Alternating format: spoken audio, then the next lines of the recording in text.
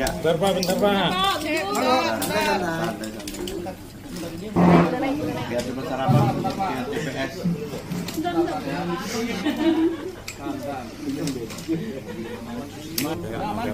Nyaman. Ya, Pak, persiapannya hari ini seperti apa? Tampaknya rame-rame ini, rame-rame. rame-rame ceria sekali hari ini. Ceria sekali. Biasa aja. Jadi kita nggak ada persiapan. Ya kayak biasa malam tidurnya jam 9. Udah ngomong. Jam mulai tidur ya. Kemudian bangun tidur, habis sholat subuh nanti ya jalan kemana, muter-muter. Kembali itu kan kayak nggak ada apa-apa kan. Tahapan hampir selesai ya, tinggal pungut sama hitung, kita pasrahkan. Sempat deg-degan nggak? Enggak. Tidur tadi malam mungkin ada gelisah. Jadi begini, kita kan tahapannya sudah kita lalui ya, dari mulai pendaftaran, kemudian penetapan, verifikasi kesehatan, kemudian masa kampanye. Kampanye itu ada terbuka, kemudian terbatas, debat, pasal tenang. Dan sekarang kan tinggal pungut dan hitung dan penetapan. Artinya kita sudah selesai, semua kita serahkan pada masyarakat. Artinya yang kita berikan kemarin sudah maksimal, kita sudah berikhtiar. Kemudian tawakalnya nanti kita serahkan. Oke. Tapi kenapa di Solo, Pak? Karena kan kalau kita ketahui KTP Bapak di Sukoharjo nih. Kenapa memilih Solo? Dari rumah saya di Solo. Ini kan Oke. Solo juga. Ada alasan khusus nggak, Pak? Tidak ada alasan. Jadi begini. Memang satu Solo, saya pernah dinas di Solo hampir 6 tahun saat itu. Jadi tipologi Solo itu adalah kota yang sangat berbudaya. Kemudian saya senang sekali tinggal di Solo. Kemudian Solo merupakan epicentrum dari aglomerasi yang nanti akan dikatakan ke depan adalah Solo. Wilayah Solo itu akan bagus. Sehingga saya kerasan sekali. Tidak salah kalau saya milih di sini ya. Ya, benar. Pak, tapi kalau kita lihat kan survei Bapak dan Pak Andika itu kan bedanya tipis ya Pak ya. Dari beberapa survei, Ya. ada 3 survei yang melihat survei Bapak ini. Bapak optimis nggak Pak dengan nanti hasilnya dan juga prediksi Bapak seperti apa? Survei itu kan hanya untuk sarana alat untuk mengamati perkembangan, baik itu kuantitatif maupun kualitatif yang kita punya. Tapi kan faktanya nanti kita kembali ke masyarakat lagi. Jadi saya punya keyakinan kalau kita sudah menyampaikan, sudah melihat, mendengar di masyarakat, dealnya kan masyarakat nanti. Survei itu alat.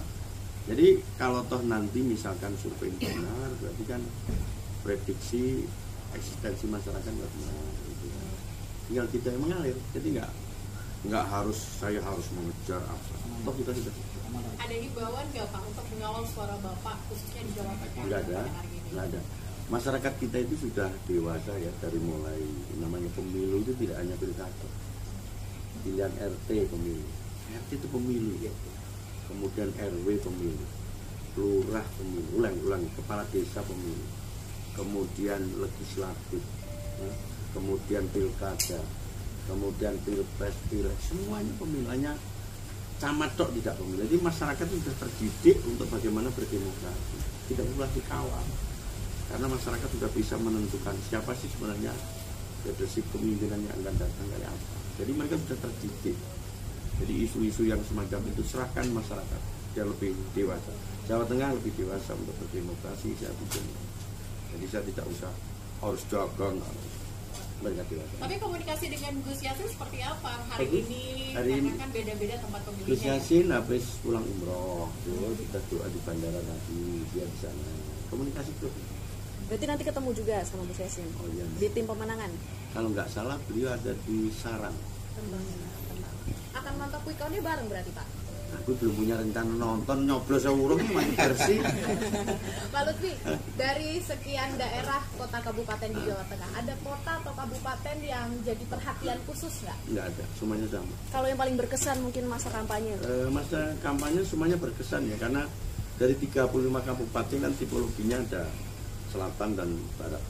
Selatan itu Pantura, dari mulai Brebes, kemudian Brebes, Pekalongan, Batang, Kendal, Semarang, Demak, Kudus, Grobogan, kemudian belok kiri lagi sampai tembus ke Rembang dan Blora.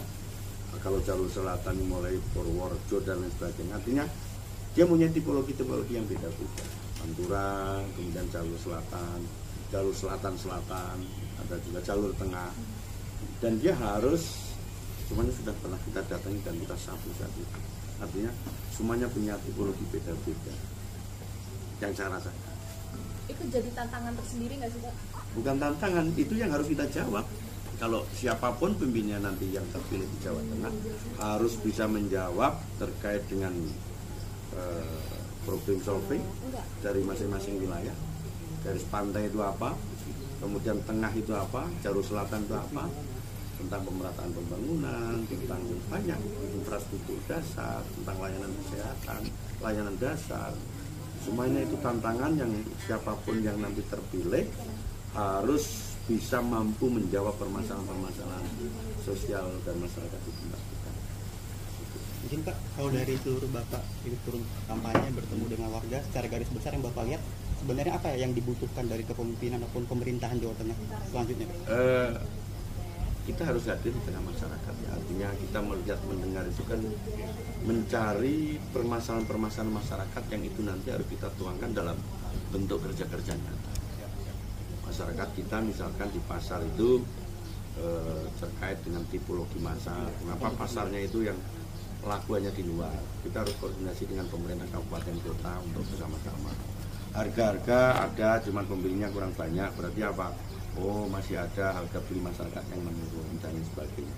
Jadi artinya belanja masalah inilah yang nanti akan kita jadikan key point untuk kita jawab nantinya seandainya. Berarti dalam 100 hari kerja misalnya, Bapak sudah ada mapping tuh Pak dari belanja masalahnya dengan warga kita tadi? tidak berbicara 100 kerja, prinsip kerja. Dan kita kan ngopen itu kan kita dalam rangka mencari masalah. Ngelakon itu kita melayani dengan paripurna. Jadi kita nanti akan buat training semacam itu secara keseluruhan di seluruh masyarakat. Ya. Pak Lutfi, Yuk, apa? ada alasan khusus nggak pakai baju warna putih? Biasanya kan warna biru nih bajunya. Loh, kan sudah nggak boleh kampanye. Kan udah nggak boleh kampanye, kita putih. Kalau pakai biru nanti nggak boleh, kan udah nggak boleh. Jadi bebas dong. Ya, siap. Ya. Putih itu bersih. Berarti nanti waktu nyoblos apa pakai putih nggak ganti biru? Enggak. Enggak. Apa lagi? Cukup ya? Cukup. Sarapannya?